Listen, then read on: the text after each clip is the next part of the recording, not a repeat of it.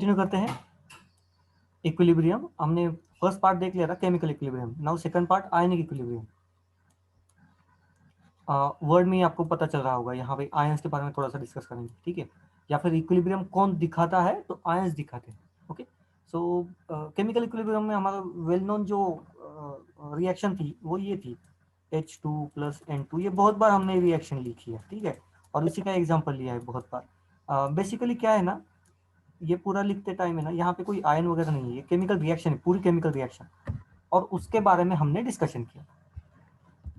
Okay, सो यहाँ पे अब हम क्या करेंगे, आयंस के बारे में थोड़ा सा बात करेंगे, या आयंस होते हैं जो इक्विलिब्रियम दिखाते हैं, ठीक है, आयंस इक्विलिब्रियम दिखाएंगे, तो एक बहुत बड़ा डिफरेंस है।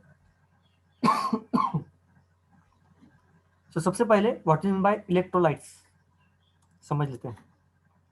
Electrolytes are those compound which on dissolving in polar solvents like water breaks into ion. ऐसा कंपाउंड जो वाटर में डिसॉल्व होने के बाद ब्रेक हो जाए, ठीक है, ब्रेक हो जाए, उसको हम कहेंगे इलेक्ट्रोलाइट, ठीक है, उस कंपाउंड को कहेंगे इलेक्ट्रोलाइट।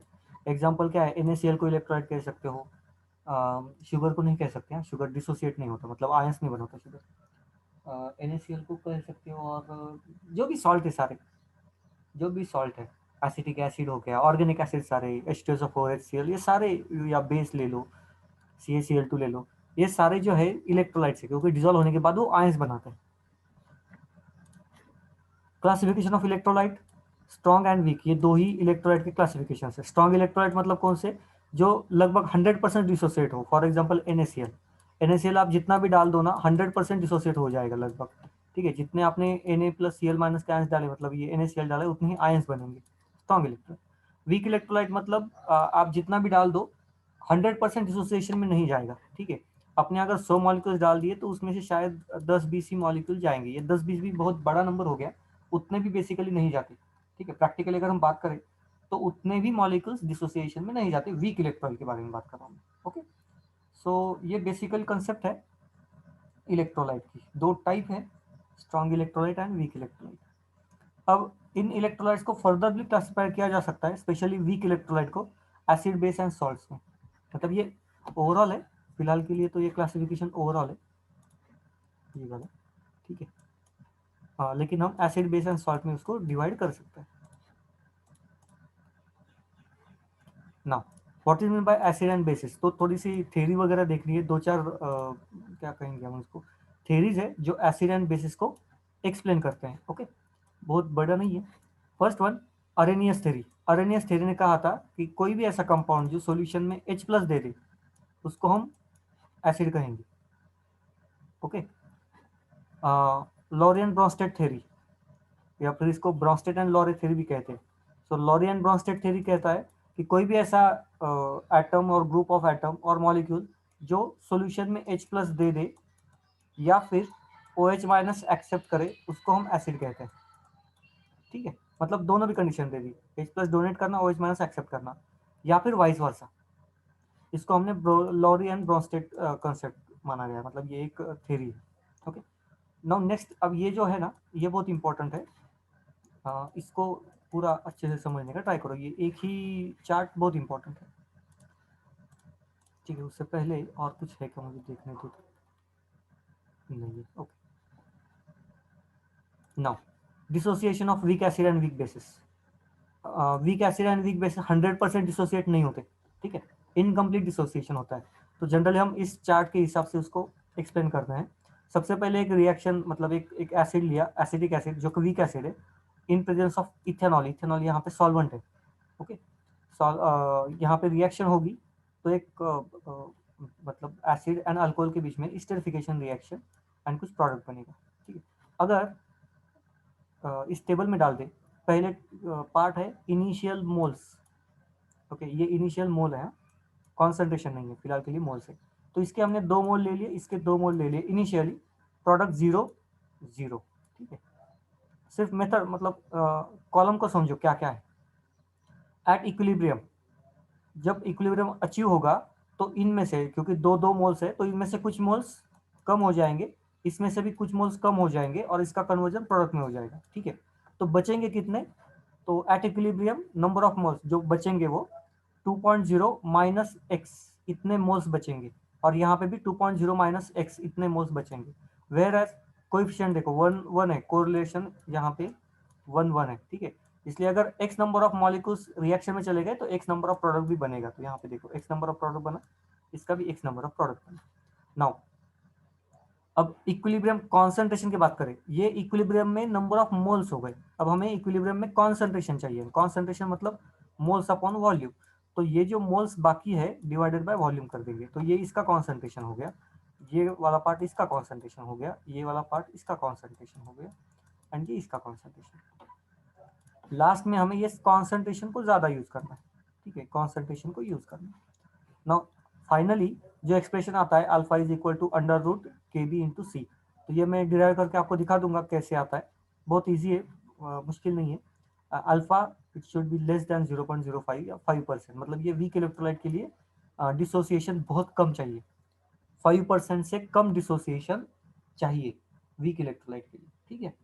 तो इस स्लाइड में सिर्फ इतना ही समझो कि ये टेबल का काम क्या है, या टेबल में कौन कौन सी चीजें हैं। ओके, मतलब पहले दो इसमें मोल्स है, तीसरे इसमें कॉन्सेंट्रेशन है। एक मेथड को पकड़ो, कुछ जगह पे स्टार्टिंग से कॉन्सेंट्रेशन लेते हैं, कुछ जगह पे लास्ट में कॉन्सेंट्रेशन में कन्वर्ट करते हैं। तो मतलब आप अपने हिसाब से इसको ये करना, एक चीज को नोट कर लो या उसी मेथड को फॉलो करो।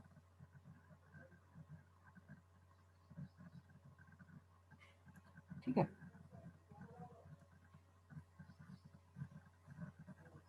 चलो आगे बात करते हैं हम।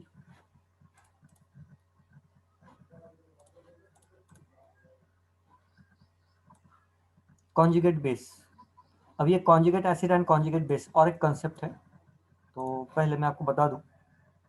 सपोज ये HCl है, ठीक है, प्लस वाटर है। पहले कंसेप्ट को बता दूं मैं, छोटी सी कंसेप्ट है, बहुत बड़ी भी नहीं है। यहाँ पे ये एसिड की तरह काम करेगा, ये बेस की तरह काम करेगा। वाटर एम्फोटेरिक है, एसिड बेस दोनों की तरह काम कर सकता है, एसिड है तो बेस की तरह काम करेगा। एक प्रोटॉन ये दे देगा और ये एक्सेप्ट करेगा प्रोटॉन को, ठीक है। So it becomes H3O plus, right, plus Cl minus, ठीक है। तो ये तो सिंपल रिएक्शन हो गई।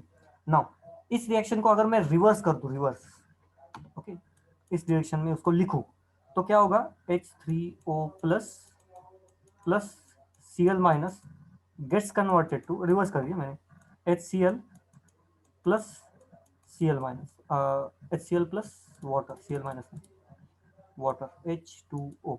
अगर यहाँ पे देखो आप सेकेंड रिएक्शन में जो कि रिवर्स की है रिएक्शन, वहां पे अगर आप देखो तो यहाँ पे जो वाटर है ना, ये एसिड एसिड की तरह काम किया, क्योंकि इसने H प्लस दिया है, और H प्लस डोनर मतलब एसिड।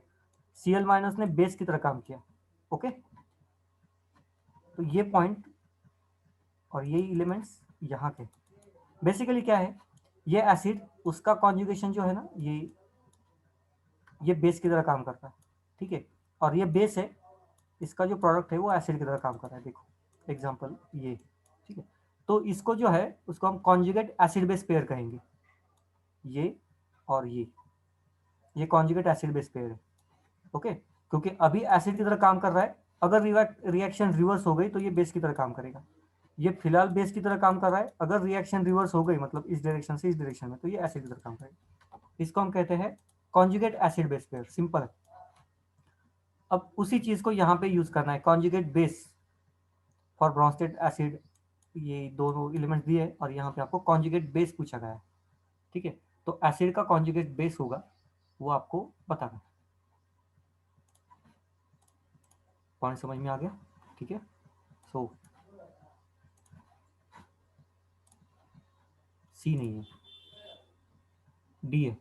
कॉन्जुगेट बेस कहा है ना, कॉन्जुगेट बेस H2O, उसका कॉन्जुगेट बेस अगर ढूंढना है तो पहले उसको एसिड की तरह काम कराओ, एसिड की तरह काम को लगाओ उसको, एसिड की तरह मतलब H प्लस दे देगा, बाकी क्या बचेगा, OH माइनस। तो ये हो गया ना कॉन्जुगेट बेस, कॉन्जुगेट बेस ही हो गया। इसका कॉन्जुगेट बेस अगर ढूंढना है तो HF, और उसको एसिड की तरह रिएक्ट करो मतलब H प्लस छोड़ दो, क्या बचेगा, F माइनस ना। तो ये हो गया हमारा कॉन्जुगेट बेस, राइट। ये एसिड की तरह रिएक्ट होना चाहिए कॉन्जुगेट बेस को फाइंड आउट करने के लिए। क्लियर है? सिंपल सी कंसेप्ट है, बहुत बड़ी मुश्किल ऐसी कोई नहीं है।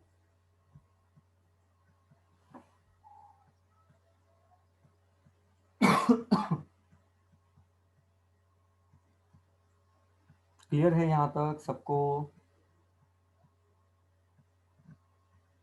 या कुछ चीज़ें अगर ये करनी है तो बता दो, रिपीट वगैरह करनी है तो पूछ लो, बता दो।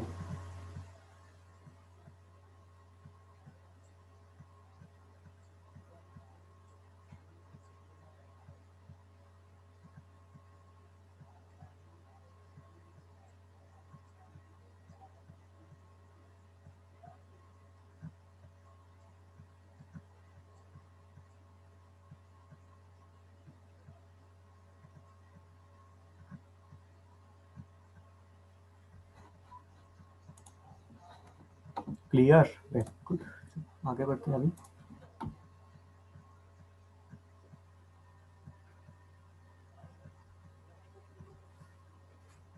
एक मिनट दे दो।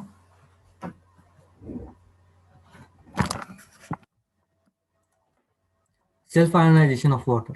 ओके, इंटरेस्टिंग कंसेप्ट है बेसिकली। वाटर है ना, वो वाटर में ही डिजॉल्व होता है। वाटर का केमिकल फॉर्मूला H2, ये वाटर में ही डिजॉल्व होगा H2O में। ठीक है, बनेगा क्या? तो दोनों में से एक एसिड की तरह काम करेगा, दूसरा बेस की तरह काम करेगा। तो ये अगर सपोज एसिड की तरह काम किया उसने, H+ दे दिया, बचा क्या? OH- बचा इसका। ठीक है, एंड सेकेंड वाटर ने हाइड्रोजन एक्सेप्ट किया है ना, तो हाइड्रोजन एक्सेप्ट करने के बाद ये बनेगा H3। ये गलती कर दी H3O+, तो ये प्लस मैंने गलती से यहाँ पे लिख दिया, तो H3O+। ठीक है, तो ये सिंपल है। अब हमें ये ढूंढना है कि ये डिसोसिएशन, हम जो ये कह रहे हैं ना, सेल्फ आयोनाइजेशन, मतलब वाटर ही वाटर में आयोनाइजेशन होना, कितना होता है ये? ओके, तो ये बहुत बहुत कम होता है। तो यहाँ पे अगर हम इन दोनों का कॉन्सेंट्रेशन के बारे में बात करें ना, ये OH- एंड H+ आयन, इसको आप H+ आयन भी कंसिडर कर सकते हो।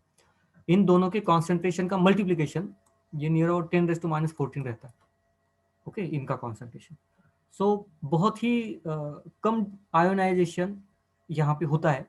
या फिर आप ऐसे इसको समझ सकते हो कि 10⁻14 का मतलब ये है कि 10⁻14 अगर आप मॉलिक्यूल्स ले लो वाटर में से, तो उसमें से एक आपको ये मिलेगा H+ एंड OH-। ठीक है, उनमें से दोनों का कॉन्सेंट्रेशन एक मिलेगा, 1 मिलेगा, तो बहुत कम है, बहुत कम है। 10⁻14 मतलब 1/10⁻14, इसका ये मतलब है 1/10⁻14। तो ये 10⁻14 मतलब कहाँ गया वो नंबर, बहुत बड़ा है। So for pure water H+ ion concentration is equal to OH- ion concentration. हमें मालूम है वो प्योर वाटर तो ये रहता है ना, इंसुलेटर की तरह काम करता है। जितने H+ होंगे उतने ही OH- भी होंगे, तो ये भी प्रॉब्लम नहीं, ये तो डिसोसिएशन बता दिया। नोट, KW मतलब self ionisation increases as temperature increases. ये बनता कब है ये H+ एंड OH-, जब वाटर वाटर में डिजॉल्व हो। एंड सोल्यूबिलिटी का फॉर्मूला क्या है? Solubility increases as temperature increases, right? तो टेम्परेचर इंक्रीज, सोल्यूबिलिटी इंक्रीज, तो KW भी इंक्रीज। KW मतलब क्या है? KW मतलब ये है, KW मतलब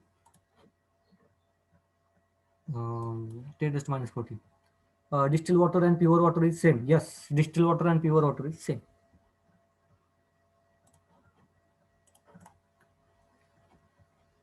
डिस्टिल्ड वाटर दोनों का मतलब सेम ही है।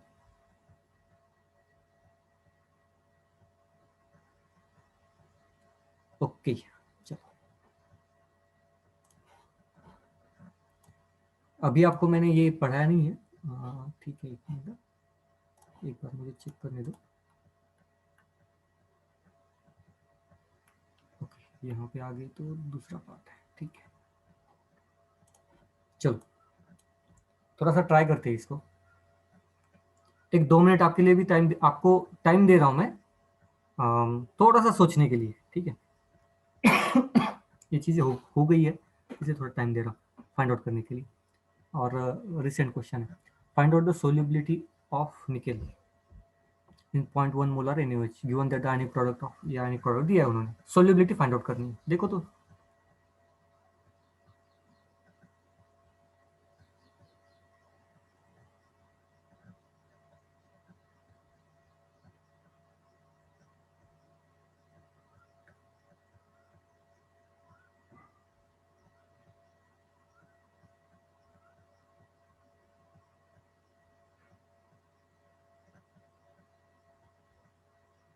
ट्राई करो।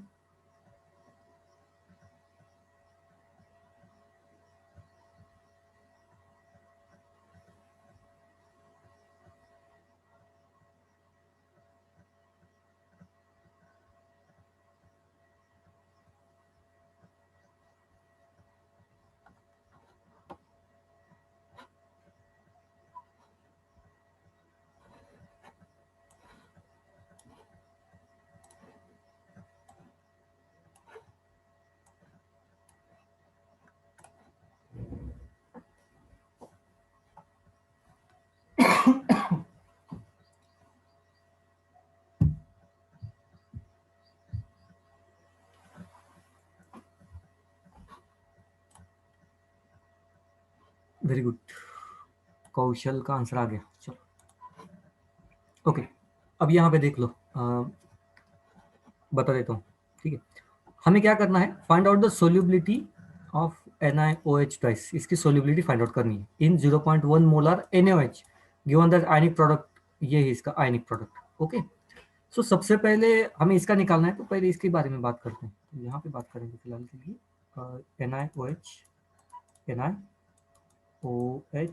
ट्वाइस गिव्स अस, अगर ये सोल्यूबिलिटी के बारे में बात करें तो निकेल 2+ देगा, प्लस 2OH माइनस आयन देगा, ठीक है, 2OH माइनस आयन देगा। नाउ हमें इसकी सोल्यूबिलिटी के बारे में बात करनी है, अब ये मतलब निकालनी है कितनी सोल्यूबिलिटी है।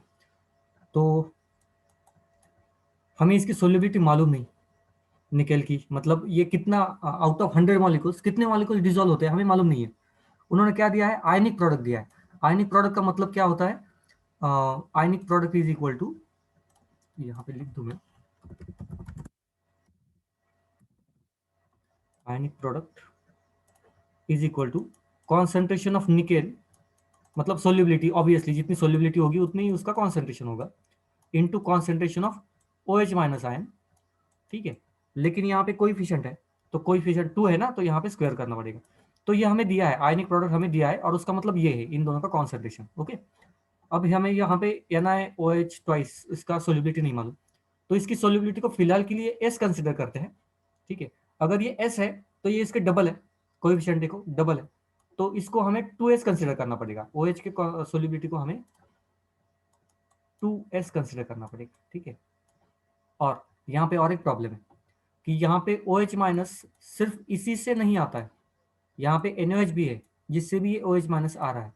ओके, तो अब अगर हम NaOH के बारे में बात करें तो it is NaOH when dissociates it forms Na plus plus OH minus, इसका कॉन्सेंट्रेशन 0.1 मोलर है। हमें मालूम है ये बेस है, स्ट्रॉन्ग बेस है, 100% डिसोसिएट होगा, तो Na प्लस 0.1 मोलर बनेगा, whereas OH minus also 0.1 molar बनेगा, या सोल्यूशन में ऑलरेडी प्रेजेंट होगा, राइट। तो अगर हम OH माइनस आयन कॉन्सेंट्रेशन देख रहे हैं तो हमें पूरा लेना चाहिए ना, मतलब NaOH का भी लेना चाहिए एंड NaOH का भी लेना चाहिए, ठीक है। तो यहाँ पे इसका जो कॉन्सेंट्रेशन है इट बिकम्स 2S प्लस 0.1। क्या ये पॉइंट सबको क्लियर हो गया कि 0.1 मैंने ऐड क्यों किया?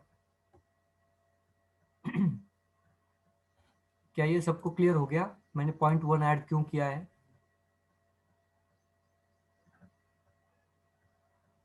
हाँ सर। अच्छा, रिवाइज करूं, मुझे सिर्फ इतना सुनाई दिया, लास्ट लास्ट सर ऐसे कुछ सुनाई दिया मुझे।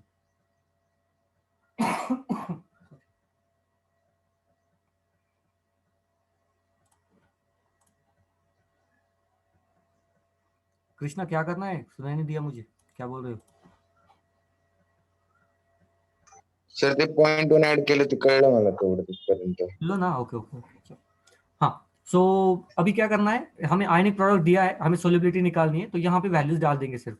तो आयनिक प्रोडक्ट की वैल्यू कहाँ, ये है 2 इंटू 10⁻⁻15 इज इक्वल टू, इसकी सोल्यूबिलिटी S कंसिडर की थी, इसकी सोल्यूबिलिटी ये वाली पूरी सोल्यूबिलिटी है, so multiplied by 2S plus 0.1/2। Okay, so ये पूरे इक्वेशन को हमें सॉल्व करना है S के लिए बेसिकली, बाकी कुछ नहीं करना है। तो सॉल्व करते जाएंगे।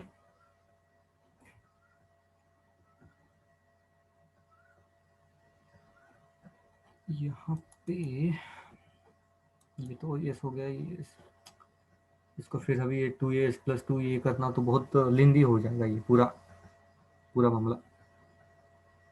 अच्छा एक काम कर सकते हैं, हमें ऐसी चाहिए ना, तो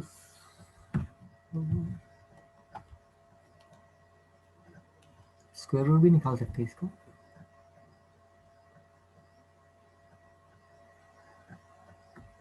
चलो ठीक है। देखो मैं यहाँ पे क्या कर रहा हूँ ना, ये इस नहीं अंदर भी नहीं मल्टीप्लाई कर सकता।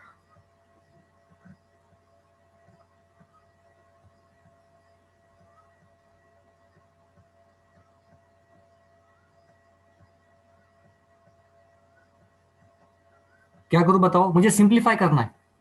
छोड़ो मेरा ये मुझे बताओ कोई मैथ्स का, ये बताओ मुझे कि मुझे ये सॉल्व नहीं करना है। मुझे ये मालूम है ये अगर स्क्वायर मुझे सॉल्व करना है तो मुझे इक्वेशन लिखना पड़ेगा, x² + 2a xy + y², ये पूरा लिखना पड़ेगा। मुझे लिखने की जरूरत नहीं है, मुझे सिंप्लीफाई करना है। कैसे करूँ, कैसे करूँ इसको? चलो कॉमन घेऊन जाऊ उनको. कॉमन भी नहीं निकाल सकते, कैसे कॉमन निकालूंगा? किसी एक चीज को मैं निग्लेक्ट कर सकता हूँ, किस चीज को निग्लेक्ट करूँ? एस को सर. एस को मैं निग्लेक्ट कर सकता हूँ, ठीक है। अब ये निग्लेक्ट क्यों कर रहा हूँ ना, ये थोड़ा सा मैथमेटिक्स के टर्म से थोड़ा समझने का ट्राई करो सब लोग। ये क्या है, 2s है, और एस मतलब सोल्यूबिलिटी, राइट। सोल्यूबिलिटी हमें मालूम है कि ये वीकली सोल्यूबल है, तो ये उसकी सोल्यूबिलिटी बहुत कम होगी, right. For example generally solubility मतलब जो कंप्लीटली रिजॉल्व नहीं होते उनकी सोल्यूबिलिटी कितनी रहती है, 1 × 10⁻³ ओके, इसके आसपास। -3 को अगर मैं पॉइंट में लिखूँ तो 0.001, ओके। इसको मल्टीप्लाइड बाई 2 यहाँ पे, तो यहाँ पे 2, और इसका स्क्वायर करना है, तो इसका स्क्वायर मतलब ये और 0.000 बहुत लंबा होता जाएगा, ओके। तो ये एडिशन को मैं डायरेक्टली निग्लेक्ट कर सकता हूँ क्योंकि ये वैल्यू बहुत छोटी है, बहुत छोटी है। ये पॉइंट सबको समझ में आया कि नहीं आया? क्योंकि एग्जाम में ये आपको करना पड़ेगा इस टाइप के क्वेश्चन, और ये एग्जाम का ही क्वेश्चन है, ठीक है। तो मैं डायरेक्टली इसको निग्लेक्ट कर सकता लेकिन हूँ। हमें एस लेना ही क्यों है? हम लोग Na2+ को वैसे रहने देते हैं और OH- को जैसे NaOH में 0.1 निकाला वैसे सब्स्टिट्यूट करके सॉल्व करेंगे तो आंसर भी तो वैसे ही आएगा ना, बिना एस या 2s लेके. हाँ बिना 2s लेके आ सकता है, लेकिन यहाँ पे देखो एज पर रूल जाओगे ना तो यहाँ पे 2s तो ऐड करना पड़ेगा ना, ये वाला, ओके। मैं सिर्फ इतना बताने का ट्राई कर रहा हूँ कि ये 2s हम निग्लेक्ट क्यों कर रहे हैं, उसके पीछे का लॉजिक क्या है। तो उसके पीछे का लॉजिक ये है कि कैलकुलेशन करने के बाद ये वैल्यू बहुत छोटी आने वाली है। सिंपल सा लॉजिक एक्सप्लेन करने का मैं ट्राई कर रहा हूँ, ओके। वैसे तो हम ये एस डालेंगे, OH- का कॉन्सेंट्रेशन 0.1 डालेंगे और वो इसी से सॉल्व हो जाएगा, ये तो सवाल ही नहीं आता। ये s × 0.1 ⁻²। हाँ तो सर वैसे कर फिर. हाँ वैसे होगा तो वैसे ही, लेकिन ये इसको निग्लेक्ट क्यों करो, उसके पीछे का लॉजिक क्या है ये मैं बता रहा था, बाकी कुछ भी नहीं। तो ये भी क्यों बताना ज़रूरी है ताकि कहाँ पे निग्लेक्ट करना है, कहाँ पे निग्लेक्ट नहीं करना है, ये आपको समझ में आ जाए, बाकी कुछ भी नहीं, ठीक है।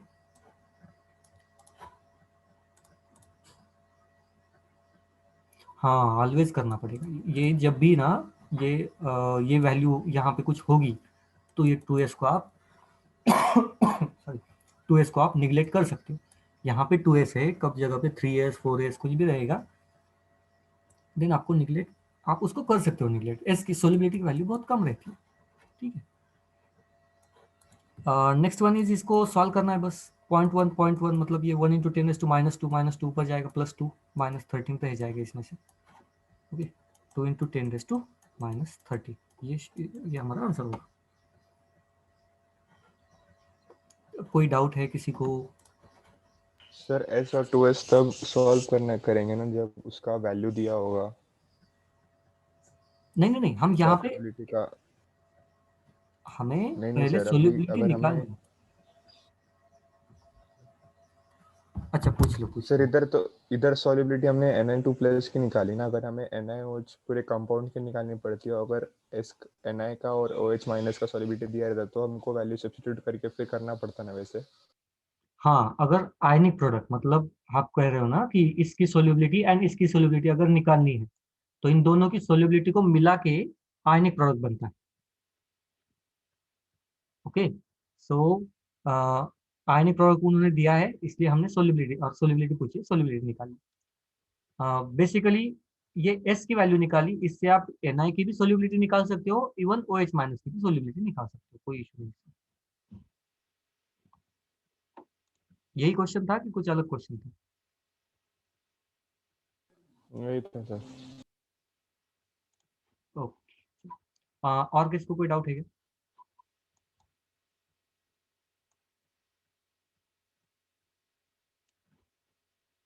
नहीं?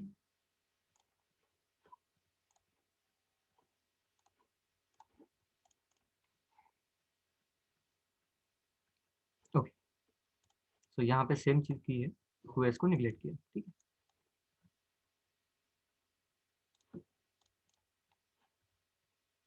ना next point, types of salts. So basically 4 types है सॉल्ट्स की। First, strong acid strong base. देखो सबसे पहले स्ट्रॉन्ग सॉल्ट बनता कब है? When acid reacts with base salt बनता है। अगर ये एसिड स्ट्रॉन्ग है, बेस भी स्ट्रॉन्ग है, तो उसका salt, strong acid strong base का सॉल्ट बनेगा, ठीक है। यहाँ पे एग्जांपल के लिए 2 ही एसिड ले लो, 2 नहीं 4 एसिड लेने पड़ेंगे टोटल। एक base NaOH base, HCl acid, and एक हमें वीक एसिड लेना पड़ेगा which is nothing but NH4OH, and second एक वीक बेस लेना पड़ेगा which is nothing but acidic acid.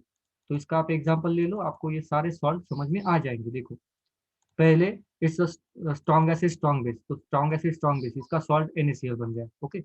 Now strong acid weak base, strong acid ये है और वीक बेस ये है, तो इन दोनों में रिएक्शन हो जाएगी, तो NH4Cl ये हमारा salt of strong acid and weak base बन जाएगा, ठीक है।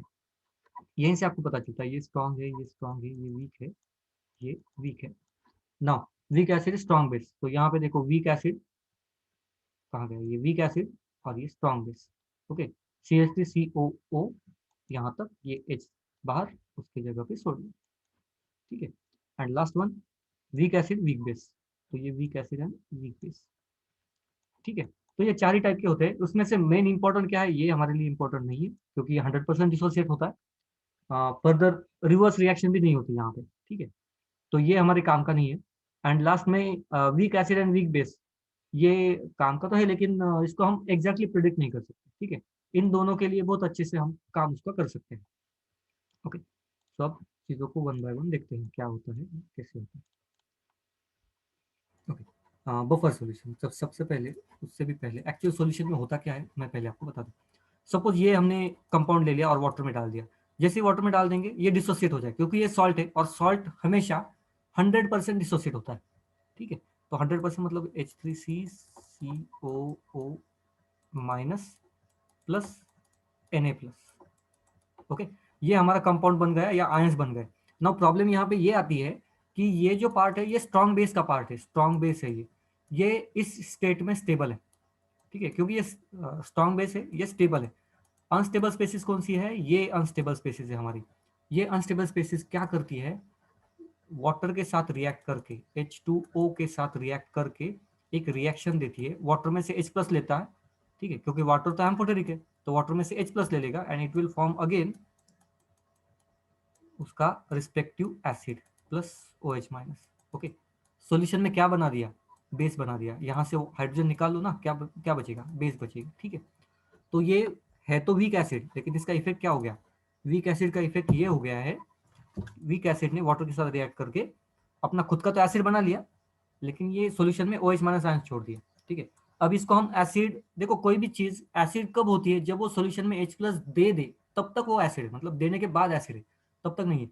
इस कंपाउंड, ये कंपाउंड इसने क्या H+ दिया है, नहीं दिया है, तो इसको हम एसिड में काउंट नहीं कर सकते।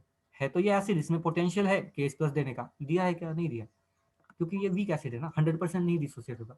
तो इसमें से कुछ आयंस रिवर्स रिएक्शन दिखाते हैं, ये रिवर्स रिएक्शन, ओके, ये रिवर्स रिएक्शन दिखाते हैं and they forms OH- ion in the solution. इसलिए ये जो कंपाउंड है, इसका अगर हम पीएच निकालें तो ये बेसिक में आ जाएगा, इसका पीएच बेसिक में आएगा। क्या ये कंसेप्ट क्लियर हो गई आपको? वीक एसिड स्ट्रॉन्ग बेस का ये जो सॉल्ट है उसका पीएच बेसिक में क्यों आता है?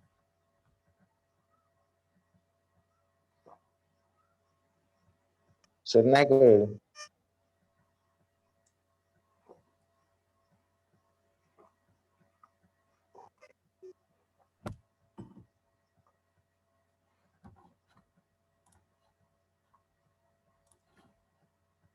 ओके, एक मिनट हाँ। एक मिनट, कहाँ पे ले लूँ इसको, यहाँ पे लेता हूँ।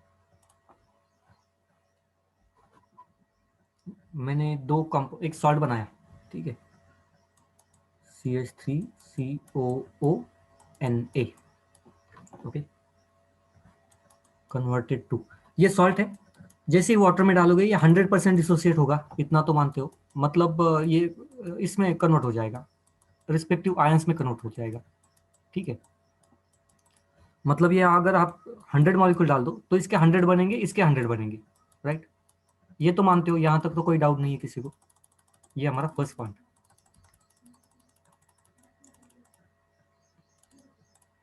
Okay, sorry. नाउ ये जो आयन है ना, ये वाला, ये स्टेबल नहीं है, तो ये साइड रिएक्शन देता है, ओके। ये स्टेबल नहीं है, ये क्या करता है, साइड रिएक्शन देता है, मतलब सॉल्यूशन, मतलब वाटर जो है, वाटर में से ये H, वाटर मतलब H2 है ना, तो मैं इसको HOH भी लिख सकता हूँ। तो ये हाइड्रोजन को ले लेता है, एक्सेप्ट कर लेता है, क्या बनेगा, इट विल फॉर्म CH3COOH, मतलब एसिडिक एसिड, प्लस सॉल्यूशन में क्या बचा अभी, OH माइनस बचा, ओके। ये रिएक्शन समझ में आई, कृष्णा ने पूछा था शायद, कृष्णा ये समझ में आई, सेकंड रिएक्शन, हाँ सर कळलं. ओके, ये समझ में आ गया।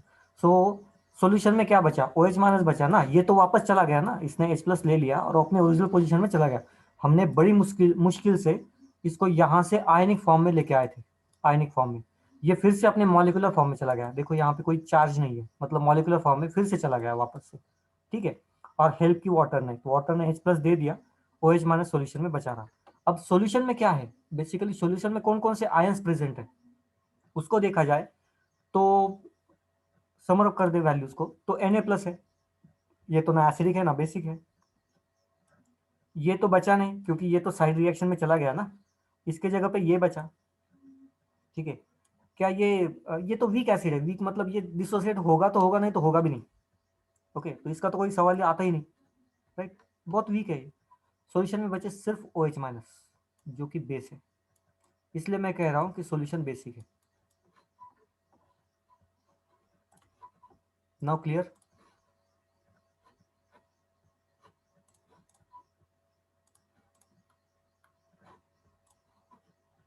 कृष्णा क्लियर। हाँ कळलं sir.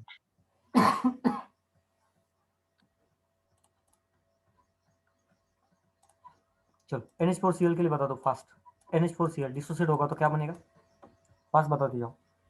NH4 plus Cl minus. NH4 plus Cl minus, उसमें से कौन सा आयन रिवर्सिबल रिएक्शन दिखाएगा वाटर के साथ, NH4 plus.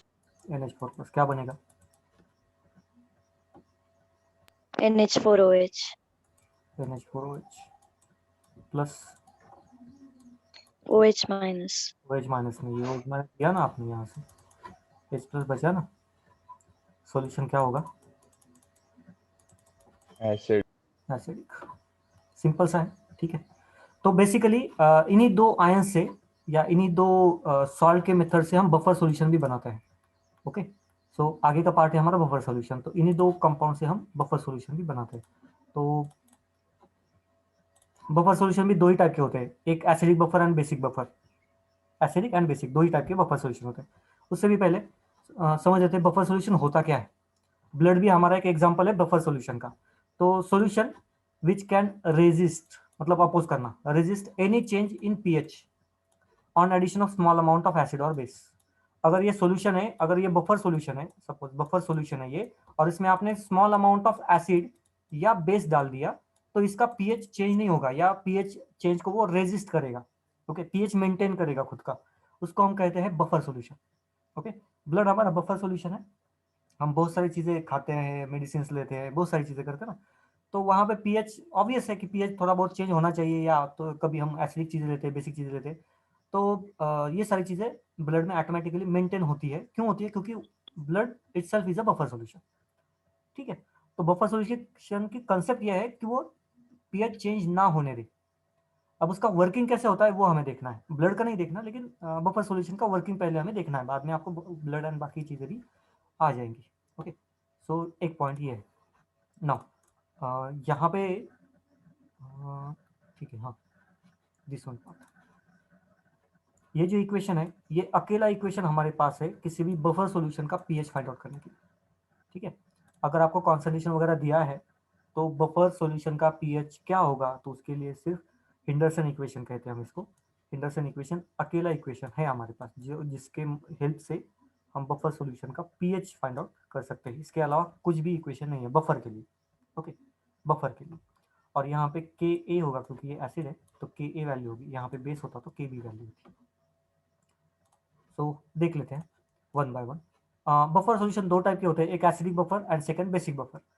बफर दो चीजों से बनता है, एक अगर एसिडिक सॉल्यूशन बन रहा है तो वीक एसिड प्लस उसी का सॉल्ट। ठीक है, वीक एसिड प्लस उसी का सॉल्ट, इन दो चीजों से बनता है।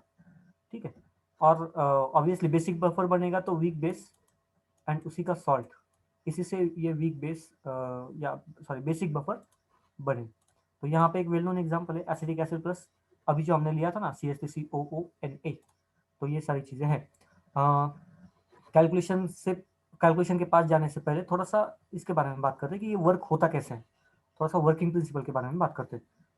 दोनों में से एक सॉल्यूशन लेता हूँ, एसिडिक बफर का एग्जांपल लूँ कि बेसिक बफर का एग्जांपल लूँ, आप बताओ। एक चीज एक्सप्लेन करनी है, दूसरा आप एक्सप्लेन करोगे। एसिड एक्सप्लेन करूँ? एसिड एक्सप्लेन कर देता हूँ, दूसरा आप तो एक्सप्लेन करोगे, इसको एक्सप्लेन करते हैं।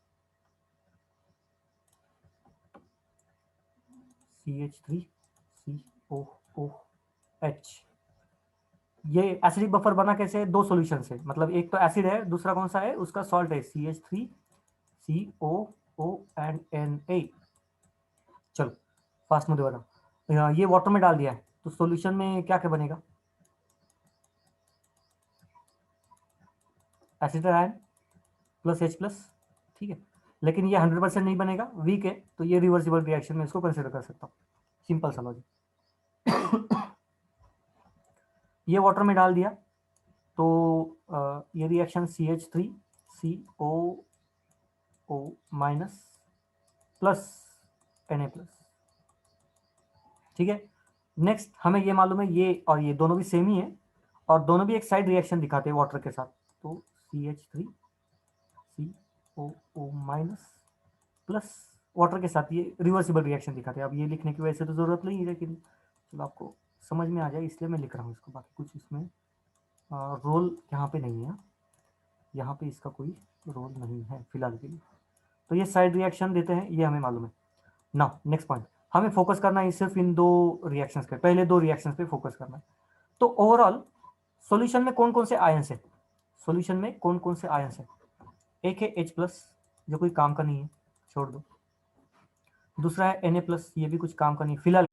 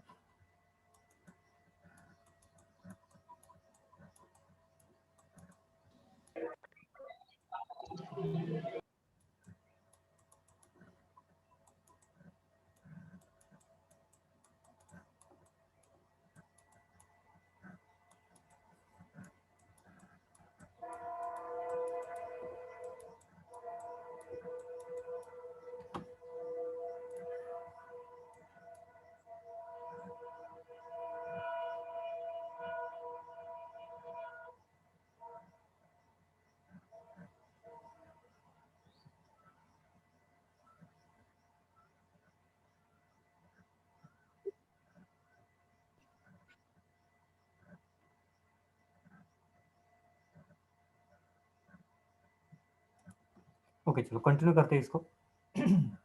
अगर यहाँ पे रिएक्शन सॉल्यूशन में पहली बात है क्या, सॉल्यूशन में क्या क्या चीज़ है। तो ये आयन है, ये आयन है, ये आयन है और ये आयन। तो इन दोनों को तो मैं सेम ही कंसिडर कर सकता हूँ, दोनों सेम है। ओके, नाउ इसको हमने एसिडिक बफर कहा है क्योंकि रिजल्टेंट सॉल्यूशन में क्या है इस टाइम, H+ है सॉल्यूशन में। ओके, H+ है। ये रिवर्स रिएक्शन दिखाएगा, जरूर दिखाएगा, लेकिन यहाँ पे H+ वाटर से नहीं लेगा इस टाइम, क्योंकि यहाँ पे एसिड है ना। ठीक है, तो इसका कॉन्सेंट्रेशन बढ़ गया तो ये रिएक्शन रिवर्स हो जाएगी, तो ये वाटर से H+ नहीं लेगा। ठीक है, तो इसलिए इसका pH बेसिक नहीं होगा। ये पहला करेक्शन या पहला पॉइंट नोट करने जैसा। सेकेंड पॉइंट, ये थोड़ी बहुत साइड रिएक्शन हो जाएगी अगर इस मिक्सचर में यहाँ पे 3 ही कंपोनेंट है। ठीक है, 1 2 एंड 3, इसमें आप अगर बेस डाल दो तो सबसे पहले सॉल्यूशन में जो भी H+ है बेस के साथ रिएक्ट करके उसको न्यूट्रल कर देंगे। ठीक है, न्यूट्रल कर देंगे, तो ये तो यहाँ पे प्रॉब्लम खत्म बेस का। अगर आप सेकेंड केस यहाँ पे एसिड डाल दो, एसिड, तो ये जो पार्ट है ना हमारा, ये कॉन्जुगेट बेस का पार्ट है, तो ये एसिड के साथ रिएक्ट करके न्यूट्रलाइजेशन मतलब एसिडिक एसिड बनाएगा जो कि न्यूट्रल है, CH3COOH ये बनाएगा जो कि बेस नहीं, न्यूट्रल है। ठीक है, न्यूट्रल। तो ये जो सॉल्यूशन है वो बफर की तरह एक्ट कैसे करता है, तो यहाँ पे H+ एंड ये उसका कॉन्जुगेट बेस एसिडेट आयन का एसिडेट आयन, ये दोनों मिला के एसिड एंड बेस के साथ रिएक्ट करके उसकी pH मेंटेन करते हैं। ठीक है, लेकिन इसकी एक लिमिट है। ऑब्वियसली लिमिट कितनी होगी, H+ आयन की जितने H+ आयन है तब तक ये रोक पाएगा बेस को, या फिर जहां तक ये आयंस है वहां तक वो एसिड को रोक पाएगा। एक बार ये सारे आयंस खत्म हो गए या ये H+ खत्म हो गया, उसके बाद सडन इंक्रीज होता है पीएच में। ठीक है, तो पहले अगर बफर सॉल्यूशन में आप एसिड डाल दो, सपोज ये एसिड का कॉन्सेंट्रेशन है। ठीक है, आपने एसिड का कॉन्सेंट्रेशन डाल दिया तो पीएच कांस्टेंट रहेगा। ओके, पीएच ज़्यादा बढ़ेगा नहीं। ठीक है, लेकिन एक टाइम ऐसे आएगा जब ये खत्म हो जाएगा तो ये पीएच है। ओके, सो तो ये सडन इंक्रीज हो जाएगा। इसको एक मिनट ना, इसको ऐसे नहीं लिखता हूँ, इसको ऐसे लिखता हूँ। ये पीएच, ये एसिड, आप एसिड डाल दो, थोड़ा सा एसिड आपने ऐड कर दिया तो पीएच ज़्यादा इंक्रीज होगा नहीं। ठीक है, लेकिन एक जहाँ पे ये बफर सॉल्यूशन फेल हो जाएगा वहाँ पे सडन जंप मिलेगा आपको पीएच में। ठीक है, आपने कम क्वांटिटी भी डाली तो पीएच बहुत ज़्यादा फास्ट इंक्रीज हो जाएगा यहाँ, राइट। क्यों, क्योंकि ये सिस्टम यहाँ पे फेल हो गई। ओके, तो ये एक इंपॉर्टेंट है, एक पर्टिकुलर रेंज तक ही ये इसको मेंटेन कर पाता है, एसिड या बेस जो भी बफर सॉल्यूशन है पर्टिकुलर रेंज तक ही उसको मेंटेन कर पाता है, उसके आगे नहीं। ठीक है, सो किसी को कोई डाउट है इस पर?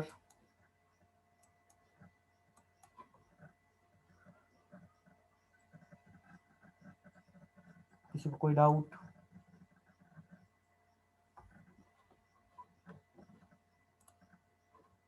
नहीं है? ओके, बेस का एग्जांपल NH4OH, NH4, सही है इसको, NH4Cl डिसोसिएट होगा, बेसिक है, NH4+OH- सॉल्यूशन में OH- बैठे हुए हैं, रिवर्सिबल है, वीक है, इसका डिसोसिएशन लगभग 100% होगा, NH4+Cl-। सॉल्यूशन में क्या क्या रहेगा वही सारी चीज़ें मैं यहाँ पे लिख रहा हूँ। सॉल्यूशन में OH- रहेगा, Cl- रहेगा और ये NH4 रहेगा, दोनों तरफ मार्क नहीं कर रहा हूँ मैं। ठीक है, अभी सॉल्यूशन में आप अगर एसिड डाल दो तो बहुत इजीली ये एसिड बेस के साथ रिएक्ट करके न्यूट्रल हो जाएगा, तो बहुत बड़ी बात यहाँ पे नहीं है। लेकिन अगर आप एसिड डाल दो यहाँ पे तो कौन सामने आएगा इसको, सॉरी एसिड एक बार हो गया ना, यहाँ पे बेस डाल दोगे तो क्या होगा, ये NH4 बेस के साथ रिएक्ट करके इट विल फॉर्म NH4OH। ठीक है, जो कि एक न्यूट्रल कंपाउंड है ये वाला। ठीक है, तो बेस भी इस तरह से न्यूट्रलाइजेशन रिएक्शन परफॉर्म करेगा, वर्किंग सेम है और कंपोनेंट्स भी उतने लगते हैं। तो ये हो गया एसिड बेस बफर के बारे में। ठीक है, और एक चीज़ मैं शायद भूल गया आपको एक्सप्लेन करना, बता देता हूँ। हाँ, पीएच, ये हमने टाइप ऑफ सॉल्ट देखे थे, इसका पीएच 7 रहता है। ठीक है, तो यहाँ तक कोई डाउट नहीं। स्ट्रॉन्ग एसिड का पीएच हमने देखा था बेसिक में रहता है, मतलब obviously pH should be greater than 7। Okay, basic में रहता है ये, नहीं वेट, स्ट्रॉन्ग एसिड है ना लेस देन 1, और वीक एसिड का greater than 1, greater than 7, 1 7। Okay, ये हो गया strong acid less than 7, weak acid मतलब वो बेस में जाएगा ग्रेटर देन 7, और यहाँ पे हम इसको डिफाइन नहीं कर सकते, ठीक है, यहाँ पे डिफाइन नहीं कर सकते।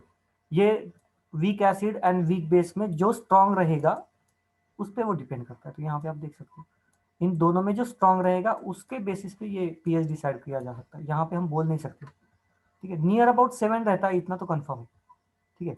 6 to 8 के बीच में ये घूमता रहता है, लेकिन एग्जैक्टली क्या होगा नहीं बोल सकते, ठीक है। तो ये पीएच का डिफरेंस है, या सॉल्यूशन सॉल्ट, जो सॉल्ट यूज करके उसके हिसाब से पीएच डिफरेंस आएगा।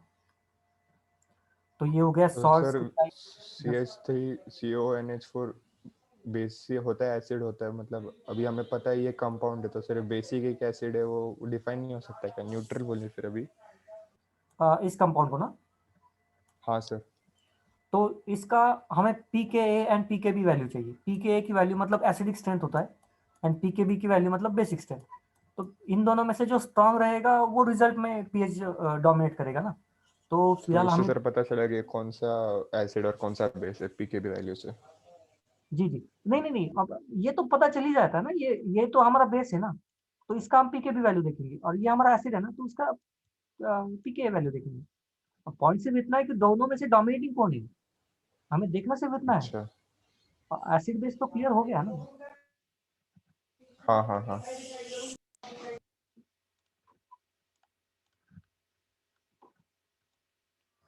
तो ये बेस का भी हो गया बफर सॉल्यूशन के बारे में, ठीक है। सॉल्यूशन ये इक्वेशन सेम है, Henderson's equation, POH is equal to PKB plus log of salt divided by base. इसमें बहुत कम बार क्वेश्चन आए हैं, ये पहले थोड़ा सा क्लियर कर दूँ, बहुत कम बार क्वेश्चन आए, लेकिन चांसेस है कि इस पे ज़्यादा क्वेश्चन आए, क्योंकि आगे जाके आपको इस पे बहुत काम करना है, तो नीट पे ज़्यादा क्वेश्चन आ सकते हैं, इस पे ध्यान रखना इसको। ओके, मिक्स बफर क्या होता है, तो जहाँ पे week acid and weak base रहेगा उसको हम मिक्स्ड बफर कहते हैं, और उसका पीएच तो अभी हमने देख लिया, ठीक है। ये एसिडिक या बेसिक दोनों भी हो सकता है, तो इसको हम मिक्स्ड बफर कहते हैं। Now next part is pH of buffer solution does not change on dilution. तो डाइल्यूशन पे पीएच चेंज नहीं होता बफर सॉल्यूशन का, वो मेंटेन कर लेता है, बफर सॉल्यूशन मेंटेन कर लेता है उस चीज को। एंड KW की वैल्यू क्या होती है, KW मतलब वाटर की सोलिबिलिटी, तो K मल्टीप्लाइड बाय KB मतलब एसिड के कॉन्सेंट्रेशन मल्टीप्लाइड बाय बेस का कॉन्सेंट्रेशन। तो ये फॉर्मूला है सिंपल सा। नेक्स्ट ये नीट में क्वेश्चन आया गया था, which will make basic buffer, तो आपको बताना है, मैं सिर्फ राह देखूंगा आपके आंसर की। Which will make a basic buffer, कौन सा बेसिक बफर बनाएगा इसमें से।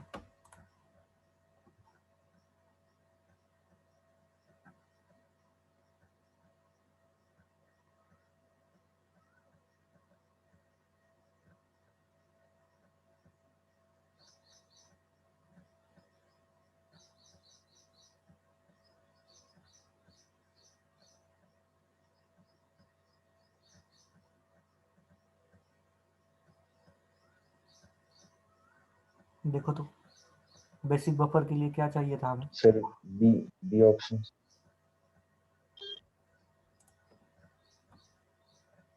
बी ऑप्शन, ये तो स्ट्रॉन्ग बेस है, और अच्छा बी कैसे, हमें क्या चाहिए था बेसिक बफर के लिए, वीक बेस एंड उसका सॉल्ट चाहिए ना। Sir D for dog. Yes. अच्छा उसने भी डी कहा था क्या, मुझे बी सुन लिया।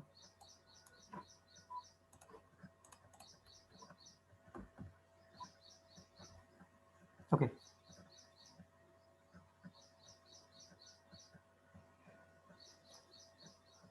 फॉर द रिएक्शन, जो रिएक्शन दी है, if Kp is equal to KCr RT raised to x where the symbol have usual meaning then the value of x is assuming ideally, बताओ।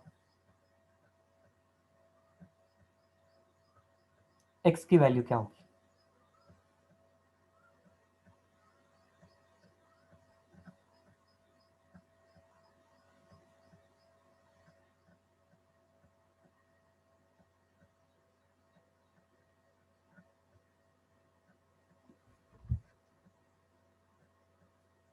x की वैल्यू क्या होगी? मुश्किल नहीं है, सिंपल है।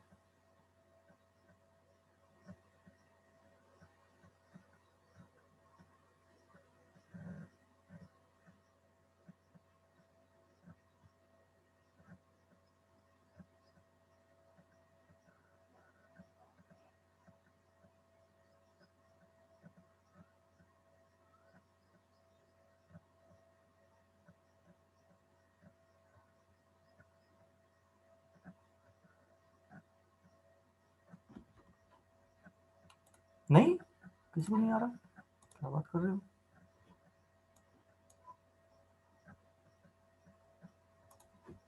अच्छा, 1/2 तो आएगा, लेकिन साइन में भी प्रॉब्लम आ रहा है अभी।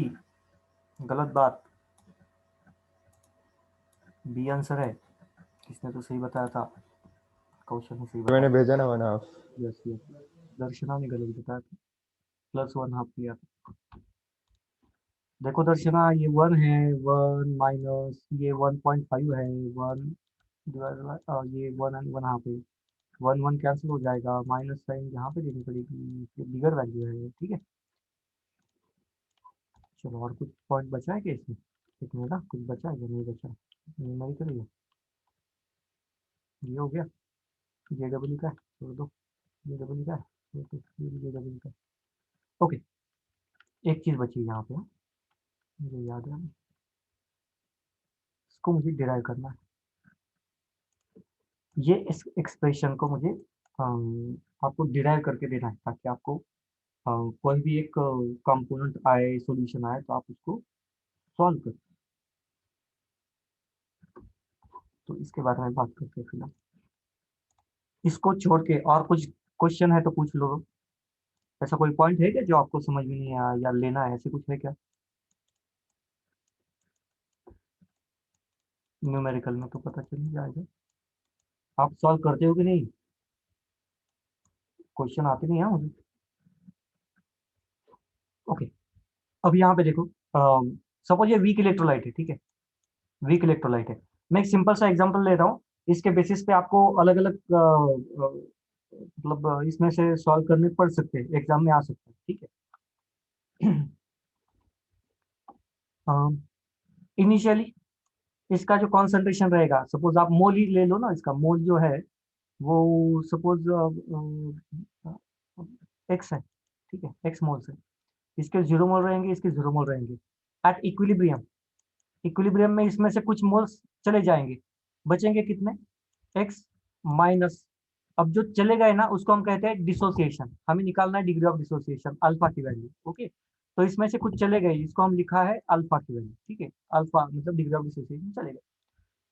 नेक्स्ट पॉइंट, उतने चले गए हैं, बचे कितने? X minus alpha. यहाँ पे कितने बने? अल्फा बने। यहाँ पे कितने? अल्फा बने हैं, ठीक है। नाउ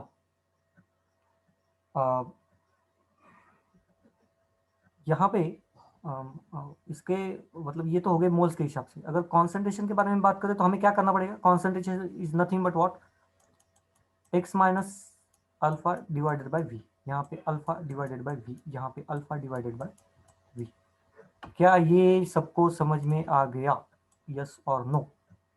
मुझे इक्वेशन अल्फा के लिए लिखना है आगे जाके, और ये इम्पोर्टेंट है क्योंकि अभी मैंने सिर्फ एक सिंपल सा लॉजिक लिया है।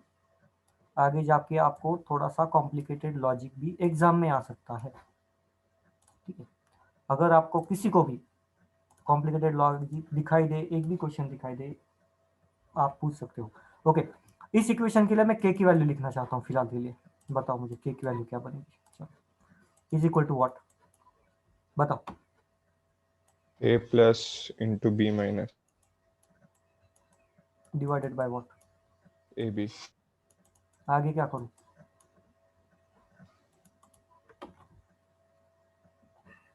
ये वैल्यू डालनी पड़ेगी ना मुझे। Alpha by B, alpha B upon alpha x minus alpha by alpha by V upon x minus alpha by V. Okay, next क्या करूँ?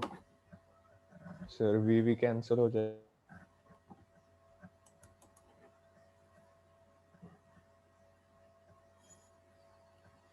Okay, next point, V cancel हो गया। आगे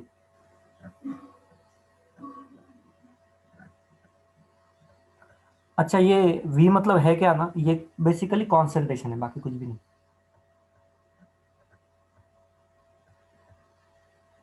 alpha square is equal to x minus alpha.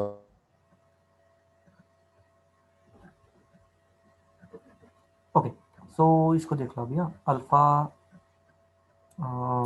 Square divided bye, यहाँ पे भी we square हो जाएगा ना नीचे, divided by x minus alpha. तो ये एक्स माइनस अल्फा को मैं कुछ दूसरा कुछ लिख अरे सकता हूँ। हाँ, c को सब्स्टिट्यूट कर सकते हैं। हाँ हाँ। हाँ, राइट। ओके, सो इसको मैं एज इट फिलहाल के लिए तो एज इट इज लिख रहा हूँ, x minus alpha divided by V. Okay, now next point, मैं कॉन्सेंट्रेशन, अब ये वॉल्यूम के हिसाब से है, मैं कॉन्सेंट्रेशन के हिसाब से भी इसको लिख सकता हूँ। ठीक है, कॉन्सेंट्रेशन के हिसाब से लिखना है तो ये मुझे डिवाइडेड बाय वी नहीं करना पड़ेगा। कॉन्सेंट्रेशन के हिसाब से अगर लिखूं तो मुझे डिवाइडेड बाय वी नहीं करना पड़ेगा। ओके, एक चीज। सेकेंड चीज, कर तो करोगे भी नहीं भी करोगे कोई फर्क पड़ने वाला नहीं है। सिंप्लिसिटी के लिए मैं तो रिकमेंड करूंगा कि डेल्टा वी आप ना लिखो तो बेहतर रहेगा, लेकिन मैं फिलहाल दोनों हिसाब से आपको बता देता हूँ। ओके, एक्स की वैल्यू क्या है? ए बी का कॉन्सेंट्रेशन है। ठीक है, ए बी का कॉन्सेंट्रेशन मतलब एक्स की वैल्यू। नाउ ये कॉन्सेंट्रेशन बहुत बड़ा है क्योंकि डिसोसिएशन तो बहुत कम होता है ना, बहुत कम डिसोसिएशन में चला जाता है ये। ठीक है, तो बेसिकली कितना रह गया वो पॉइंट, तो ये बहुत कम रह गया। मतलब देखो ना, ये ए बी सपोज 1000 मॉलिक्यूल है और उसमें से एक मॉलिक्यूल चला गया। अल्फा मतलब क्या है? Degree of dissociation, one molecule. इससे कुछ फर्क पड़ने वाला है? बिल्कुल नहीं पड़ने वाला है। ओके, इससे कोई भी फर्क पड़ने वाला नहीं है क्योंकि एक्स की वैल्यू बहुत बड़ी है, अल्फा की वैल्यू बहुत छोटी है। तो ये माइनस अल्फा को मैं डायरेक्टली निग्लेक्ट कर सकता हूँ। ओके, मैं डायरेक्टली निग्लेक्ट कर सकता हूँ, या इसको मैं एज इट इज ले सकता हूँ। ओके, इस चीज को एज इट इज मैं यहाँ पे ले सकता हूँ। तो फाइनली बचेगा क्या? तो alpha square upon V divided by, मैंने अल्फा को डायरेक्टली निग्लेक्ट कर दिया। आई थिंक ये सबको समझ में आ गया, या किसी को कोई डाउट?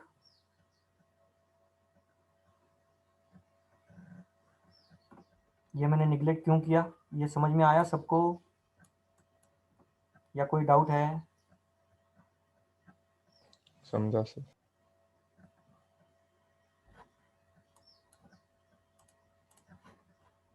ओके, सो इसमें से कुछ अमाउंट चली जाएगी, एक्स अपॉन वी मैं इसको डायरेक्टली कह सकता हूँ।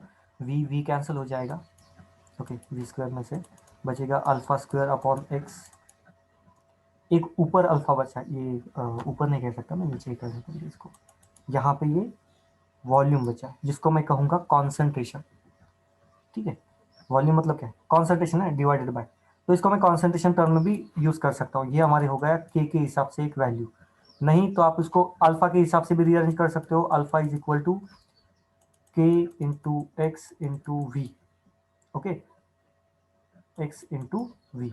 अब इसको कॉन्सेंट्रेशन टर्म में भी आपको कन्वर्ट कर सकते हो, इसको वॉल्यूम को निकालना पड़ेगा। ये एक मेथड हो गई।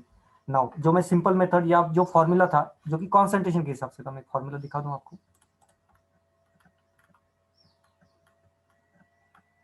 एक मिनट, कौन फॉर्मूला दिखा दूं?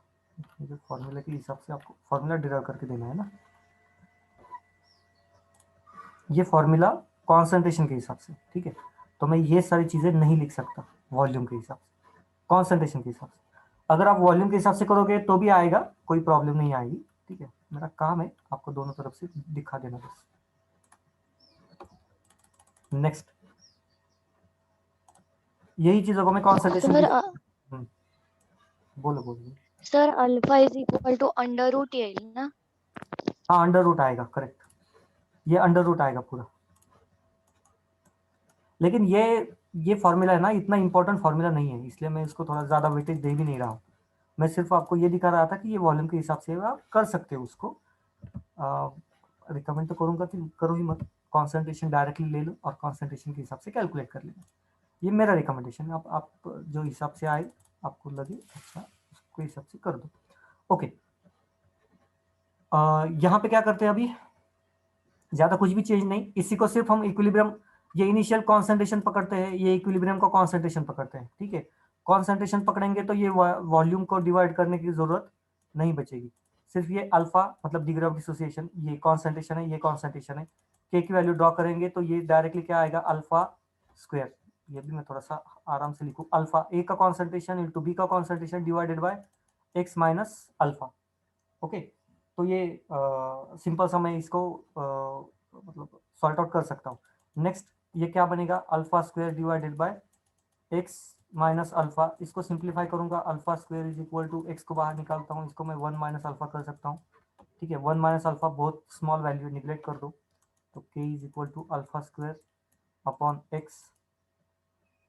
ओके, ये एक चीज हो सकती है, या ये भी वैल्यू लगभग कांस्टेंट है, या यूनिक 1 आप ले सकते हो उसको भी, ठीक है, तो वो भी प्रॉब्लम आपको नहीं आएगी। नो, लास्ट में क्या बचा, अच्छा यहाँ पे कौन सा मल्टीप्लाइड बाय कॉन्सेंट्रेशन भी लेना पड़ेगा। एक मिनट ना बच्चों, मैं एक चीज में भूल गया, इसलिए मैं सारी चीज फिर से लिख रहा हूँ।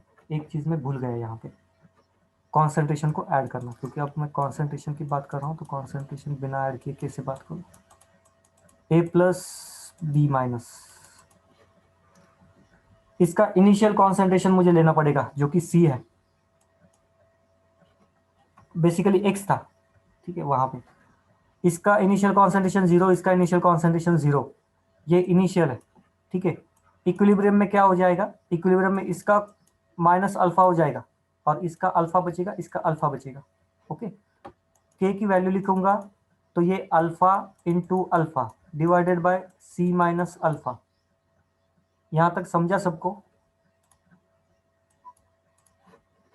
ओके, और यही मेथड को याद रखना, ज्यादा सिंपल रहेगा। K is equal to alpha square upon C minus alpha, इसको सिंप्लीफाई कर देंगे, थोड़ा सा अब रिवर्स जाऊंगा मैं, K is equal to alpha square divided by C 1 minus alpha, इसको हम कर देंगे 1, ठीक है। बचेगा क्या, K is equal to alpha square upon C,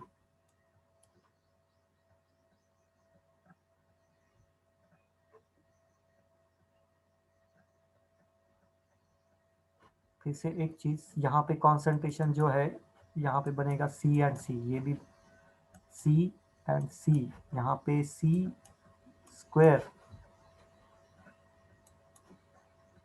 okay, यहाँ पे भी सी स्क्वायर, यहाँ पे सी बाकी था, ठीक है, मैंने लिख दिया यहाँ पे। नाउ इसको कैंसिल कर दो, K is equal to C into alpha square, so finally alpha square is equal to K divided by C, alpha is equal to under root K C. यहाँ पे कॉन्सेंट्रेशन लिखना पड़ेगा, क्योंकि ये देखो, ये अगर 1 मोल अल्फा, हम जब भी डिग्री ऑफ डिसोसिएशन लेते हैं ना, तो विद रिस्पेक्ट टू 100 लेते हैं, मतलब परसेंटेज में लेते हैं तब भी, ठीक है। लेकिन ये हर बार कॉन्सेंट्रेशन 1 नहीं रह सकता ना, ये कॉन्सेंट्रेशन अलग रह सकता है, तो जितना कॉन्सेंट्रेशन ज्यादा रहेगा उतना हमें यहाँ पे अल्फा को उस कॉन्सेंट्रेशन से मल्टीप्लाई करना पड़ेगा, ठीक है। इस चीज को पहले तो थोड़ा सा फिगर आउट करो, या फिर इसको थोड़ा सा क्या करना है आपको, प्रैक्टिस करना पड़ेगा बेसिकली। अभी मुझसे भी इतनी ज़्यादा गलती हो रही है ना, इसका रीज़न सिर्फ इतना है कि मैंने इतने दिनों में इसको पढ़ाया नहीं है, मतलब हैंड नहीं रहा मेरा इस पे, तो मुझे एक बार इसको भी देखना पड़ेगा, ये क्लियर कट दिखाई दे रहा है। ओके, इसके अलावा मतलब ये तो हो गया सिंपल रिएक्शन के लिए, ठीक है, इसके अलावा कॉम्प्लेक्स रिएक्शन भी आ सकता है। एग्जाम्पल देता हूँ और ट्राई करते हैं, कहीं पे गलती हो तो बता देना। AB2 gives us A plus 2B, इसके लिए मुझे वैल्यू निकालनी है, यही इक्वेशन निकालना है। इनिशियल कॉन्सेंट्रेशन इसका C, इसका 0, इसका 0, बाद में कॉन्सेंट्रेशन C माइनस अल्फा, यहाँ पे लिखूंगा अल्फा, यहाँ पे क्या लिखूंगा, अल्फा लिखूंगा, गलत है तो करेक्ट कर अल्फा। दो। क्या लिखूंगा? 2 अल्फा, राइट। यहाँ पे कॉन्सेंट्रेशन, यहाँ पे भी कॉन्सेंट्रेशन लिखना पड़ेगा, फिर भी कॉन्सेंट्रेशन भूल जाएगा। सर सीच्या ऐवजी 1 अल्फा लिहिलं तरी होत आहे ना? नहीं, हमें क्या मालूम कि वो कॉन्सेंट्रेशन 1 ही है कि दूसरा है। ओके, हमें मालूम नहीं ना ये कॉन्सेंट्रेशन कितना है। सर पण रिएक्शन मध्ये तर कळनच ना. हाँ, तो जितना भी कॉन्सेंट्रेशन, फिर वहां पे कॉन्सेंट्रेशन की टर्म की जगह पे वो कॉन्सेंट्रेशन लिखना पड़ेगा ना। Okay sir. तो वैल्यूज डाल दे, C alpha multiplied by 2 C alpha divided by C minus alpha. Okay, values डाल दी मैंने, बाकी कुछ नहीं किया। नेक्स्ट पॉइंट, सी को स्क्वायर करना पड़ेगा, C square alpha square 2 as it is है divided by C minus alpha. Next 1 minus alpha को निगलेक्ट कर दो, इसको क्या बचेगा, इसको भी कैंसिल कर दो, 2 C alpha square is equal to K. ठीक है, या फिर इसी को रीअरेंज कर दो, अल्फा इज इक्वल टू, शायद ये कुछ लोगों को अगर दिमाग के ऊपर से जा रहा है तो मुझे बता दो। हाँ, दिमाग के ऊपर से जा रहा है तो मुझे बता दो। आपको करना क्या है बेसिकली, ये आपको इक्वेशन के साथ साथ इसको मॉडिफाई करना है, अल्फा की वैल्यू को मॉडिफाई करना है, और ये आपको सीखना है या ये आपको देखना है। ठीक है, उन्होंने एक तो मतलब बेसिक फॉर्मूला यही है, अल्फा इज इक्वल टू के बाई सी, और जितना उसका मोल से कॉन्सेंट्रेशन रहेगा उसमें हमको सी के सामने ऐड करते रहना है। करेक्ट। और मतलब ये सिर्फ यहाँ पे हमने 2 लिया तो यहाँ पे 2 आ गया ना, तो कभी कभी ये दो दूसरी तरफ रहेगा या अलग अलग रहेगा, तो ये आपको अ, मतलब रिएक्शन के साथ अडॉप्ट होना है आपको। मेरा कहने का मतलब सिर्फ इतना है कि रिएक्शन के साथ आपको अडॉप्ट होना है। हाँ, सेम इन सॉल्यूशन ना, तो सवाल ही नहीं है। ठीक है, अब कुछ क्वेश्चंस देख लेते हैं इसके।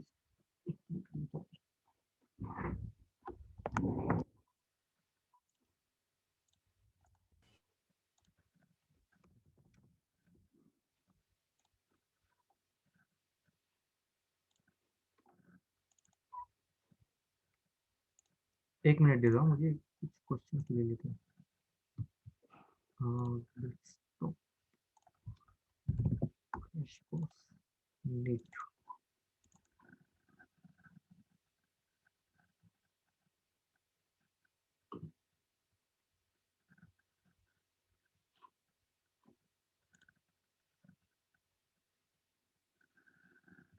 equilibrium।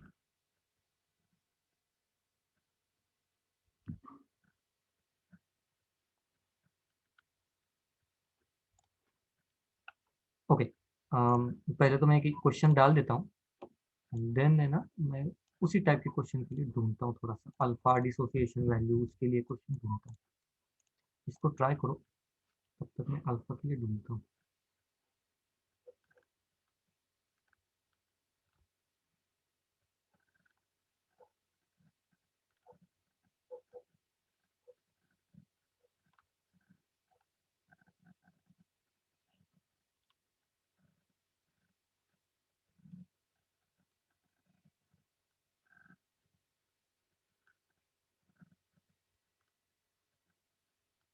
सबसे ज्यादा सोलिबिलिटी प्रोडक्ट पे है क्वेश्चन।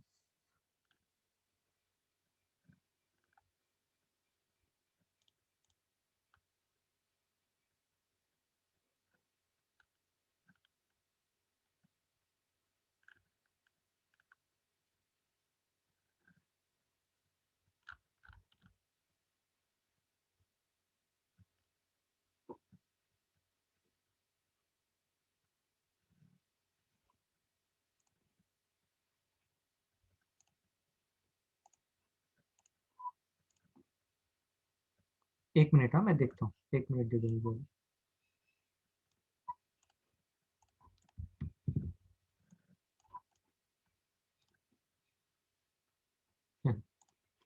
एक बताओ ना, ए है कि बी है, एक बताओ।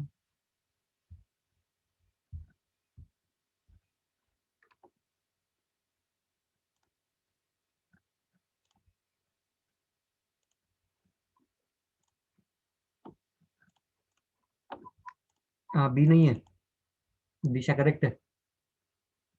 If the equilibrium constant for ये दिया है, देन वन हाफ के लिए कितना है, one half O two, one half ये, वन हाफ ये, तो ये कितना रहेगा अगर ये डिवाइडेड बाय, डिवाइड किया है ना, अगर इक्वेशन को टू से मल्टीप्लाई करते हैं तो के रेस टू टू करते हैं, अगर डिवाइड करोगे तो क्या करेगा, तो के रेस टू वन हाफ करोगे ना,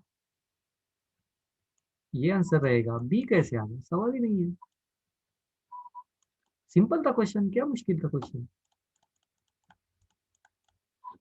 हाँ, किसने गलत दिया आंसर, कौशल देख लो एक बार, बहुत सिंपल क्वेश्चन है, इसमें तो एक्सपेक्टेड ही नहीं है। 36 देख लेना। और यहाँ हाँ, इस पे कोई डाउट है, क्वेश्चन है तो पूछ लो, अगर एक्सप्लेन करना है डिटेल में तो बता दो। एक स्लाइड में रूल्स थे ना, के साथ कैसे बिहेव करना है, इक्विलिब्रियम कांस्टेंट कैरेक्टरिस्टिक्स, इक्वेशन को ऐड करोगे, सबसेट करोगे तो इसको क्या करना है, ये हेल्प था ना अपनी स्लाइड में।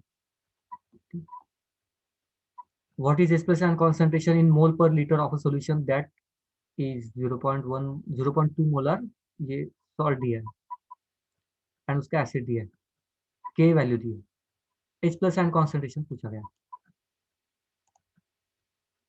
देखो तो तब तक मैं डिग्री ऑफ डिसोसिएशन के लिए लिखता हूँ। चलिए इसको थोड़ा सा बड़ा करने के लिए, आपको दिखाई ना देता होगा।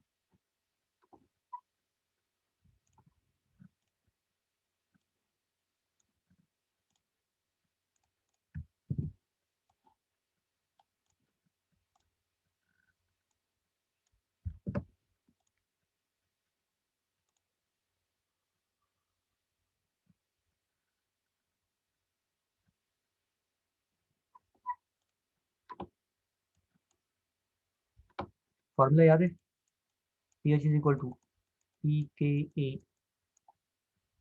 और क्या था,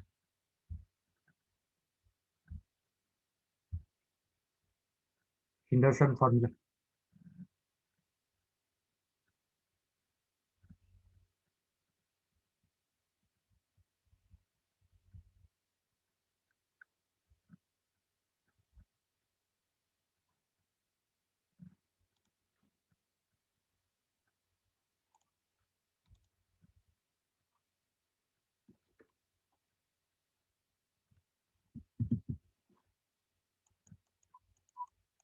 plus log of salt upon acid, ये फॉर्मूला था ना।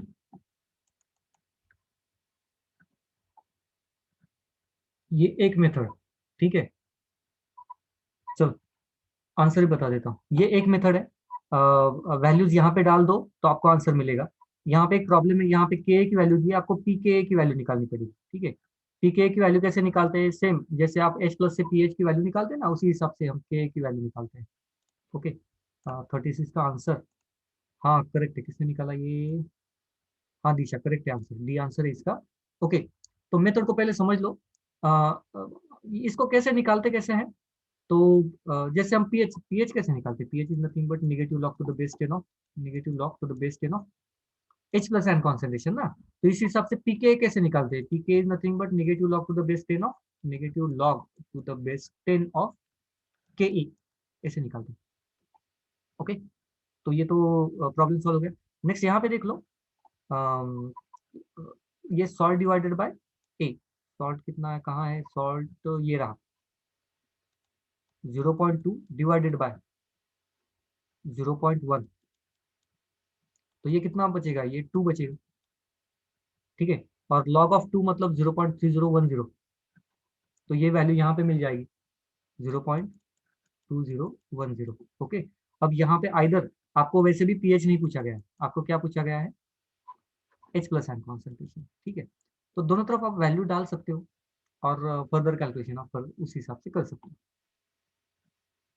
ओके, लॉजिक समझ में आ गया। आइदर दोनों में से कोई भी एक मेथड यूज करो, मतलब ये एक मेथड हो गई है, ये फॉर्मूला को यूज करना, ये फर्स्ट मेथड है। दूसरी मेथड में आपको बता देता हूँ कि कैसे करना है, क्या करना है, आपको इक्वेशन लिखना पड़ेगा, ठीक है। इसका इक्वेशन लिखना पड़ेगा, इसका इक्वेशन लिखना पड़ेगा, ये कंप्लीटली डिसोसिएट नहीं होता है, तो के की वैल्यू लिखेंगे हम इसके लिए, के की वैल्यू। ठीक है, तो ये सारी चीजें हमें करनी पड़ेगी। अच्छा, के की वैल्यू के हिसाब से ही बात करते हैं। के की वैल्यू, ये फर्स्ट मेथड, अब बता रहा हूँ वो सेकंड मेथड। इस इक्वेशन के लिए के की वैल्यू या के का इक्वेशन लिखे तो कैसे होगा, concentration of product which is nothing but H plus into acetate ion CH3COO minus, ठीक है, डिवाइडेड बाय इसका कॉन्सेंट्रेशन CH3COOH, ठीक है, इज इक्वल टू ना है। तो K की वैल्यू है हमारे पास, H प्लस आयन कैलकुलेट करना है, इसका कॉन्सेंट्रेशन मालूम है, इसका कॉन्सेंट्रेशन मालूम है, इसका कॉन्सेंट्रेशन पता चल गया है। ठीक है, इसका कॉन्सेंट्रेशन ये जो है ना, ये वाला पार्ट, इसको आप ऐड कर दो इसमें, इसमें ऐड कर दो, तो आपको H प्लस का कॉन्सेंट्रेशन मिल जाएगा। ओके, ये सेकंड मेथड है, ये फर्स्ट मेथड, दोनों में से कोई भी एक मेथड यूज कर लो। सर ये सेकंड मेथड में CH3OH का वैल्यू पता है, K का वैल्यू पता है, बट CH3COH का सर फिर कैसे निकालेंगे? मतलब ये आयन की वैल्यू कैसे निकालेंगे, कैसे बोल रहे हो? हाँ हाँ, वही आयन की वैल्यू। ओके, तो ये जो है ना, ये सॉल्ट है, ये वाला पार्ट, हाँ राइट, और सॉल्ट 100% डिसोसिएट होता है, हाँ और ये सॉल्ट में यही आयन बनाएगा ना, ये निगेटिव चार्ज जो आपको प्रॉब्लम था, तो इसकी वैल्यू डायरेक्टली ये ले लो ना।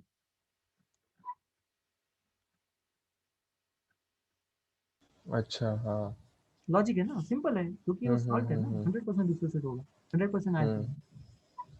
और कोई क्वेश्चन किसी को?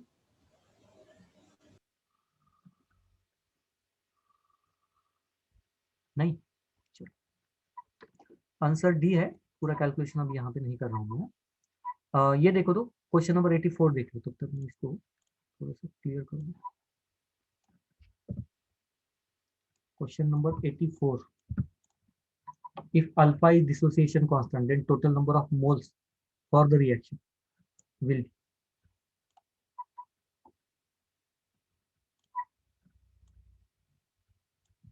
आप ट्राई करो, मैं थोड़ा सा मेरा सेटअप लगा देता हूँ तब तक कैलकुलेशन करने के लिए।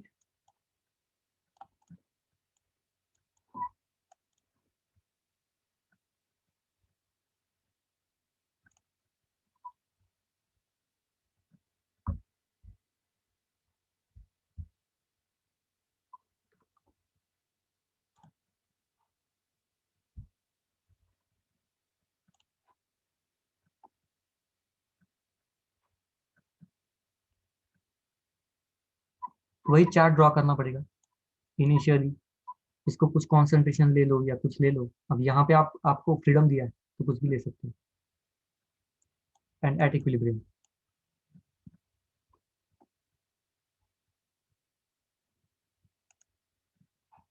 सोचो।